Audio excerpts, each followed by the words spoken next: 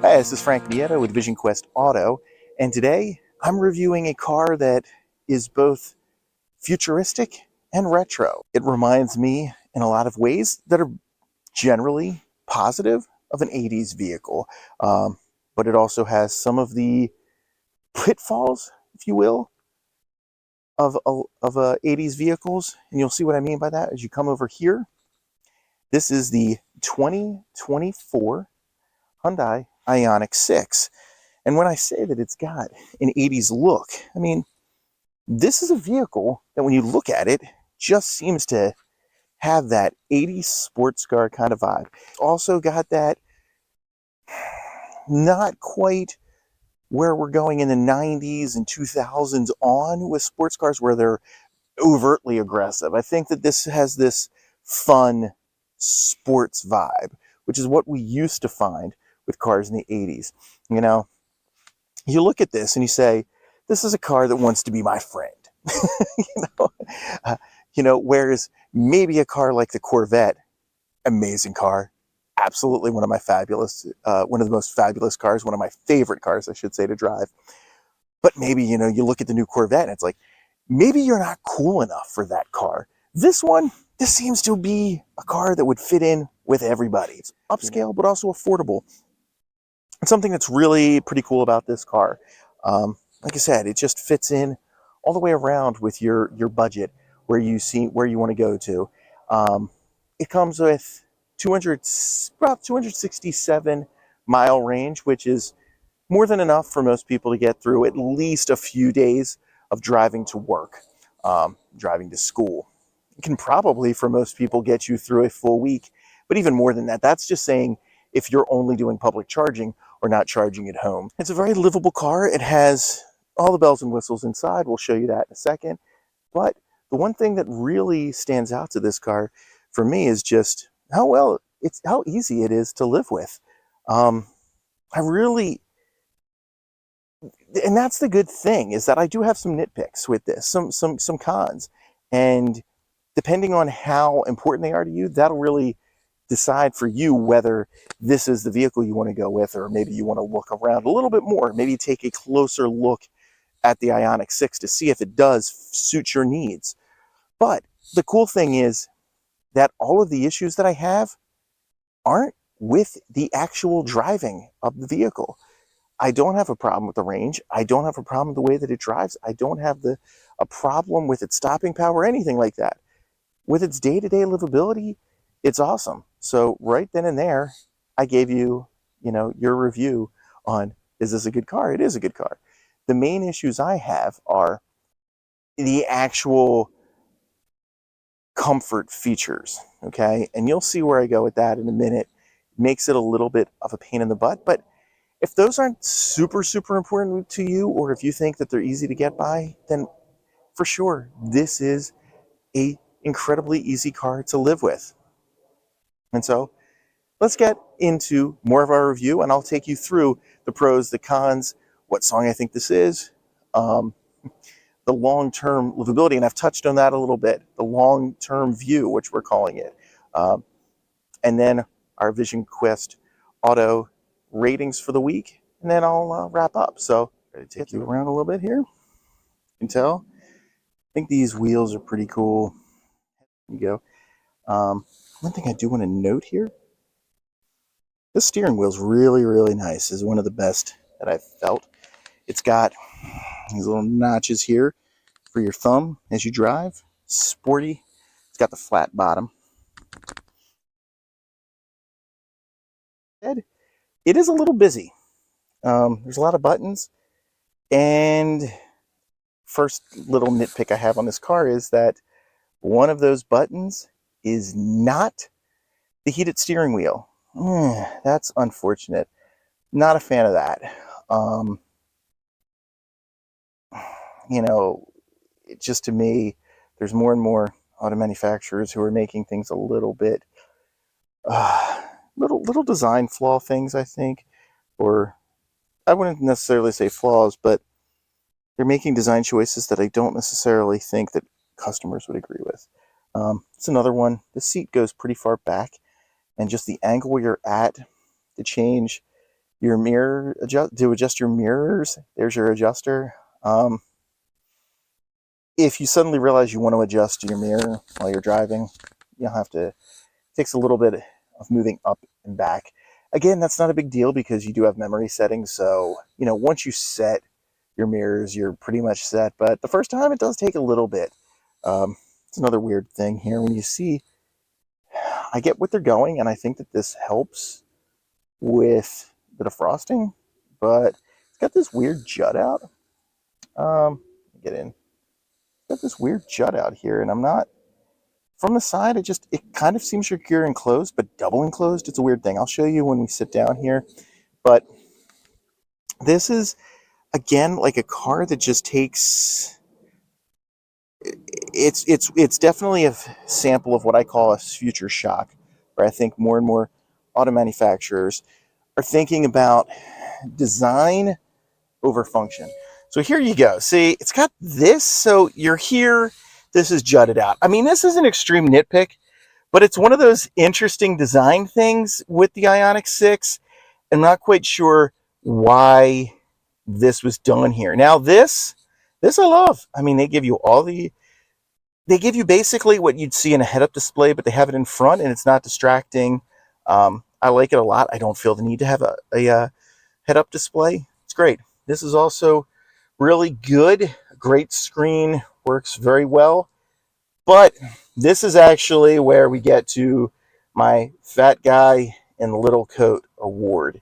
And that is, I don't know why Hyundai has so far gone for future on this car, and yet you got these things. Okay, now, if you can spot what I'm about to say, you win. Has a wireless charging pad. It's got Android Auto. It's got Apple CarPlay. And it has all the bells and whistles except for wireless CarPlay and wireless auto. Again, not the biggest deal, but got a wireless charger. Kind of seems this goes opposite of what I said a few weeks ago with the Accord. You've got wireless CarPlay in that sense, wireless auto, but you didn't have a wireless charging pad. Now you've got a wireless charging pad, but you don't have the wireless CarPlay and auto. So, this is for the person riding shotgun because the person riding is going to want to probably have CarPlay or auto. That leads to number 2, fat guy in little coat part. So these are tied. It's 2 tied for 1. That is this. Okay, that is a USB-A for those of you who do not know. Now, I know why Hyundai went with this. Apple, until this year, embraced the past. Every other electronics manufacturer had moved on to going with USB-C.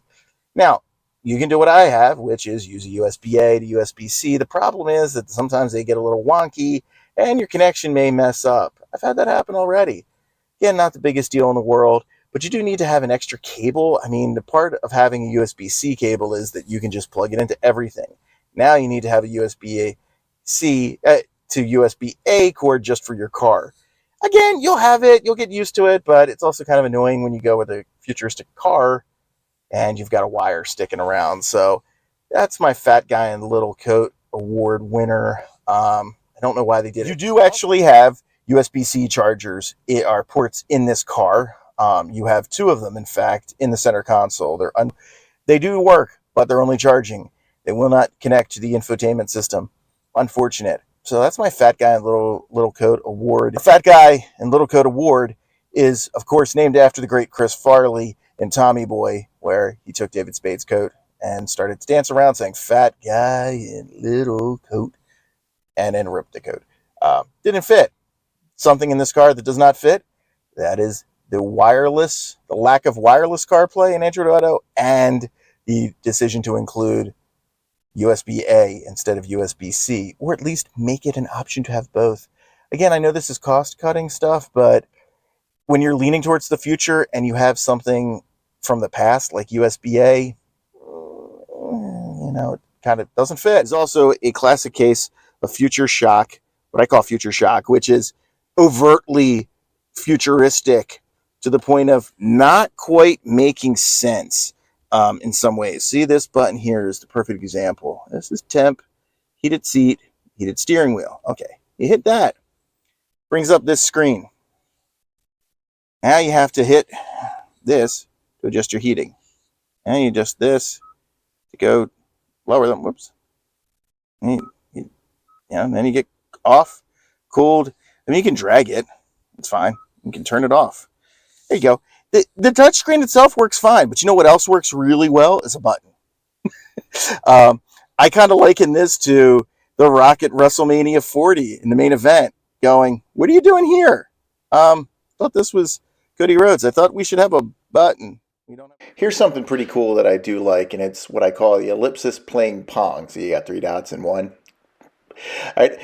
It's pretty cool though. See, when you put it in reverse, it lights up red. Otherwise, it's white, and when you charge, it turns green and it blinks to go along with what level of charge you're at. So it's really cool. Is it necessary? No, but it's pretty awesome. So nice fit. I'm going to take you in through the back. As you can see, this is actually really spacious because it's an EV. It doesn't have that center hump that you'd have for your transmission. Tons of room. My kid left a water bottle back there. Thank you, buddy. You don't have climate controls back here, but you do have two USB-C ports. You have these little pockets. Like I said, it's pretty nice. I can't complain. Let's go back around the back end here. I'm going to show you a little bit more of an angle.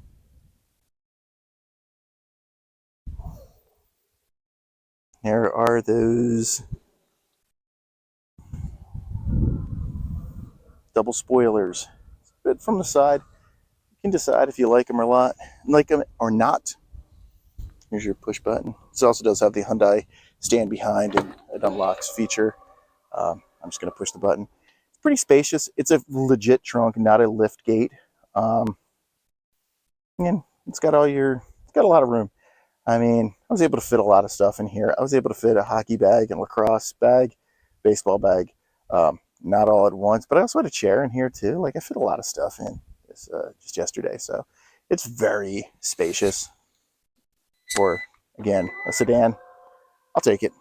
It's a win when it comes to space. This is another cool thing, this charging port. I like this. This is a cool feature. This is definitely a future awesome vibe. That's sweet. Look at this. Watch this. Watch this. You ready? You ready? Oh, it even sounded like R2-D2 a little bit. Like, listen to that. It's a little grumpy. It's a little bit of a grumpy Android. I'm going to try that one more time. It's too much fun. Now, one thing that is not future-proof that is coming in the fall for the Ioniq 6 is this will actually be able to access the Tesla supercharger network. This particular model for 2024 does not do it yet. Unfortunately, it does not have the Tesla NACS, North American Charging Standard port. You should be able to get that retrofitted, but I'm not 100% sure. But it does access pretty much every other charging network in the country. You can do kind of thing there. So you have plenty of charging access, but if you want access to the supercharger network, you might want to wait till 2025.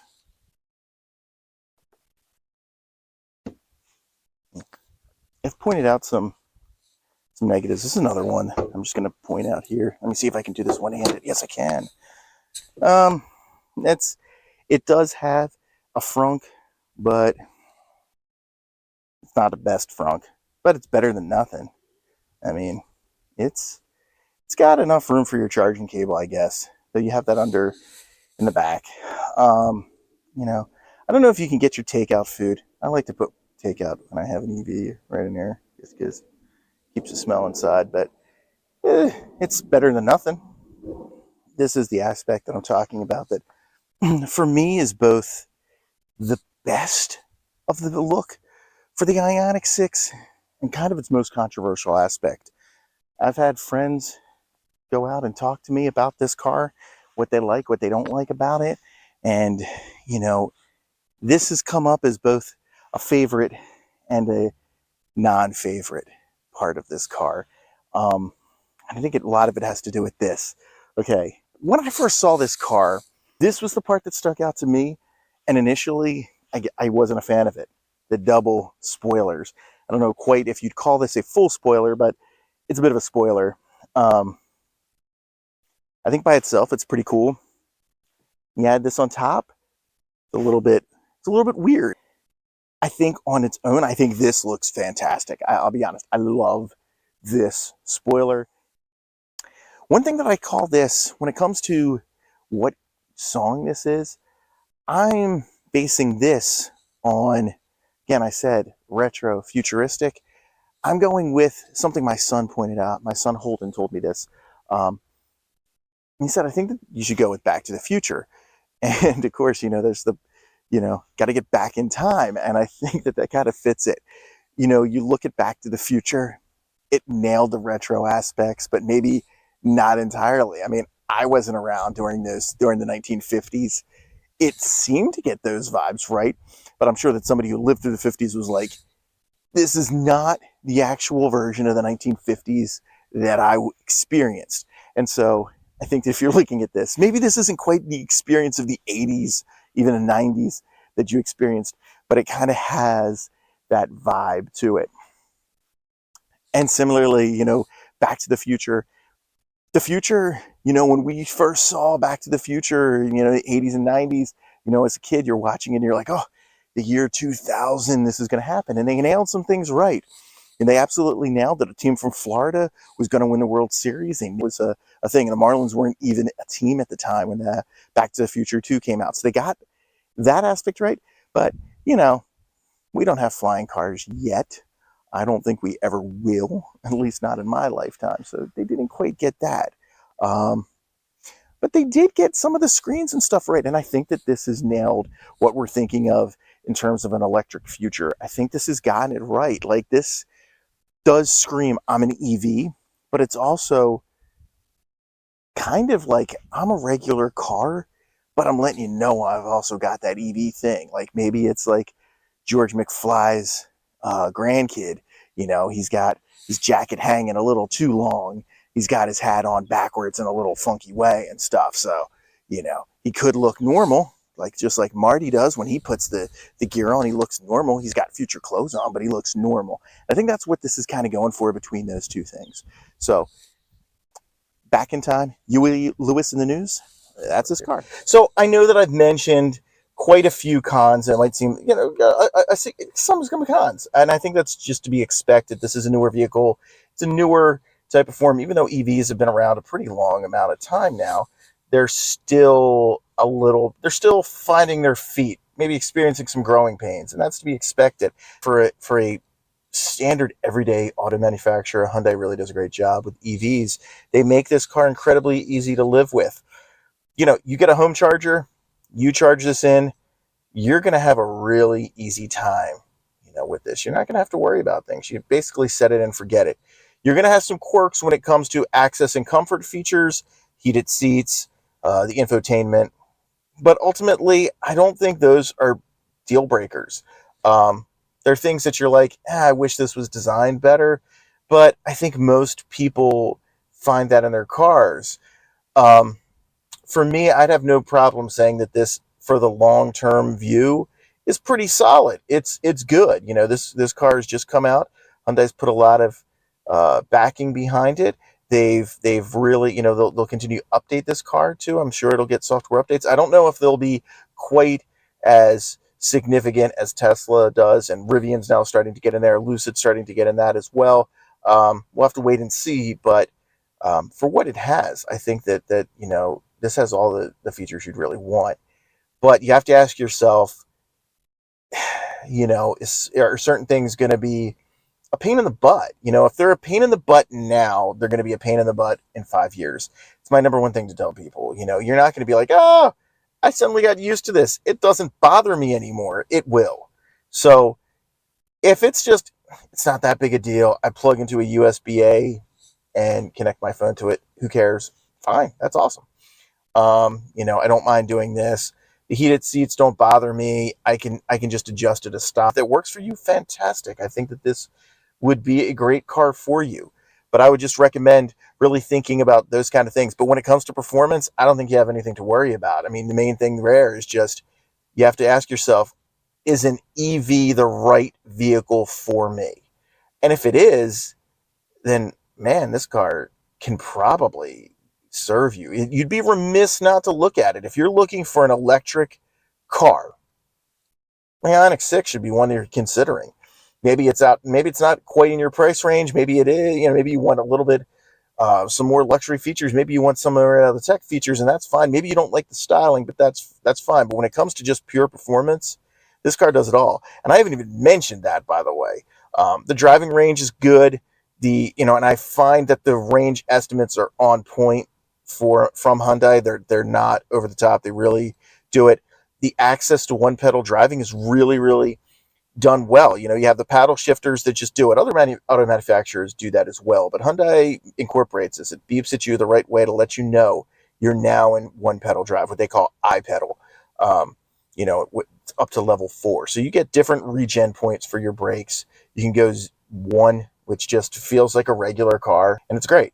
You can go to level 2, and it gets a little bit more regen, so you get a little bit of that grabby feel.